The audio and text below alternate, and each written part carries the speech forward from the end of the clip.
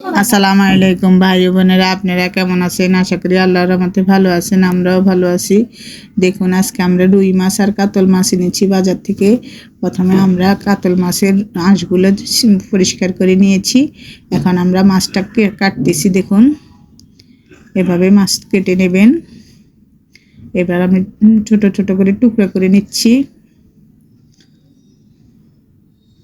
এভাবে কাতল মাছ কেটে তাজা মাছ দিয়ে শিম আলু দিয়ে রান্না করব।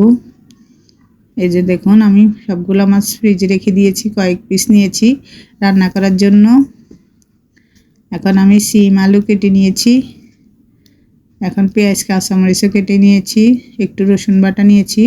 প্রথমে আমরা মাছের মধ্যে হলুদ আর লবণ দিয়ে ভাজি করে নেব। 1 চামচ হলুদ, 1 চামচ লবণ দিয়েছি, দিয়ে আমি এখন ভাজি করব।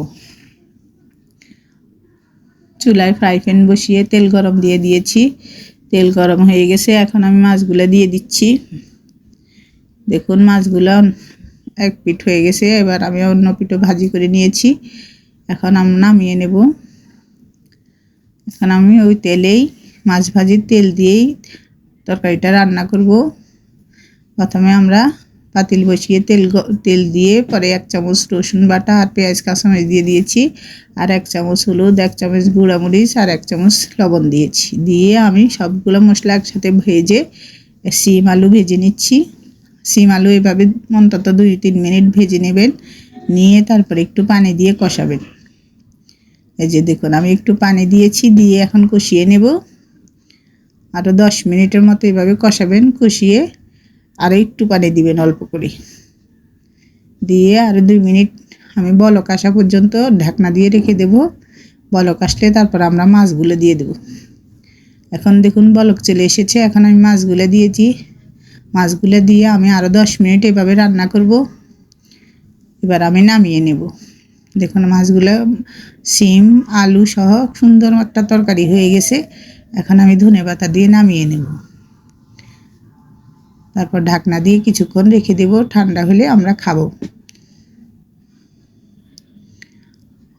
দেখুন, হয়ে গেছে। দেখুন, আমি খেতে বসেছি। আমি খেয়ে দেখি কেমন হয়েছে। বিসমিল্লাহির রহমানির রহিম। খুব সুন্দর হয়েছে দেখতে।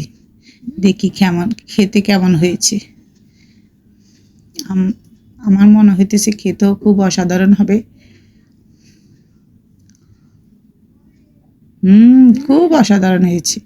এভাবে আপনারা রান্না করে খাবেন, আর আমাদের চ্যানেলটা সাবস্ক্রাইব করে দিবেন, লাইক করে দিবেন, শেয়ার করে দিবেন। আজ এ পর্যন্ত। আল্লাহ হাফেজ।